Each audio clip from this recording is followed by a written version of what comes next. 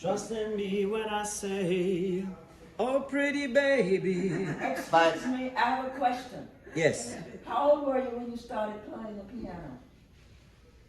Young? Very, very young? It's funny you should ask that question. I wasn't so young. It was a very, look, I don't blame my parents. I'm from Great Britain. But the thing is, when I was young, they threw the piano out because I played it too much. And they thought I wasn't doing my homework, and they sent me for lessons because they thought if you play it too much, you send them for lessons. But when they sent me for lessons, I didn't pay attention in the lessons. I just wanted to doodle and make up my own songs, and the teacher was like, "No, you should pay attention." Oh my goodness. So because I was just I was influenced by Billy Joel and the Beatles as a kid, Yes. you know. So I thought, I love that. Like I even so much thought that if I heard a Beatles record, if I was playing a Beatles cassette or record, I could never switch it off before it ended. I felt like it was rude. I had this strange feeling like, how can I switch that off? How can I be the one to stop?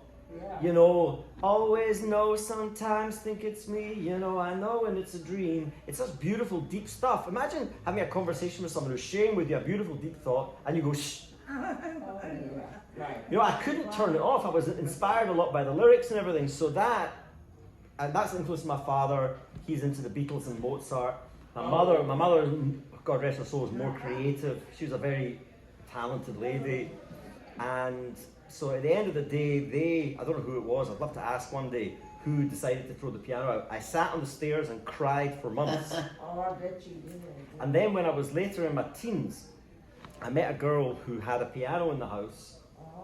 And kind of the notion in my head was, well, if I pick up the piano again, you know, she'll fancy me. You know, like as most musicians get into music to impress a woman, you know. So then I got back into it, and then a guy called Paul Taylor took me to the Baby Grand, a restaurant, and he started playing, and he told me just learn chords and scales.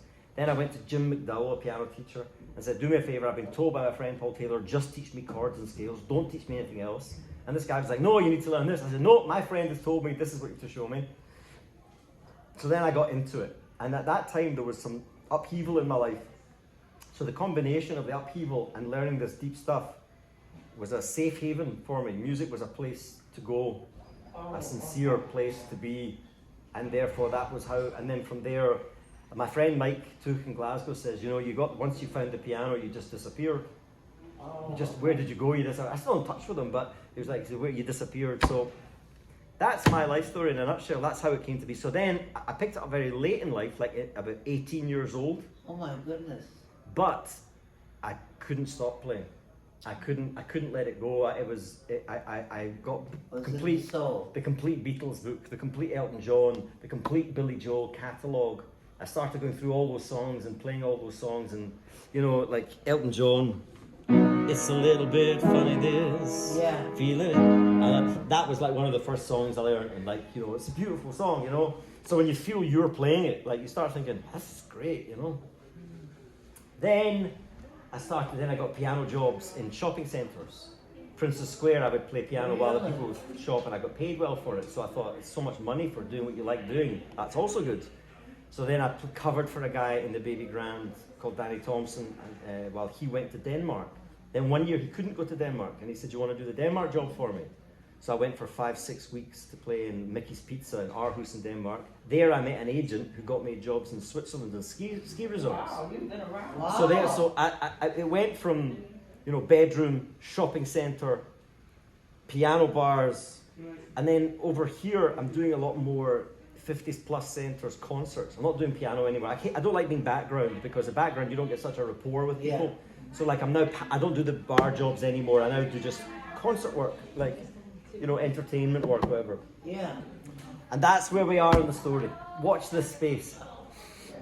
No. You're very good, you're very entertaining, and you're relaxing. Thank you. For me, and I'm sure it's for the And others I love too. you. So, in other words, let's give him a last one more hand. Everyone, I know everyone heard him. Everybody. Thank you very much. You know, last time you said the same thing. I did, I'm sorry. No, last time you said, come on everybody. It's very I'm nice. sorry. No, I think it shows that you're a very giving person. That's very nice.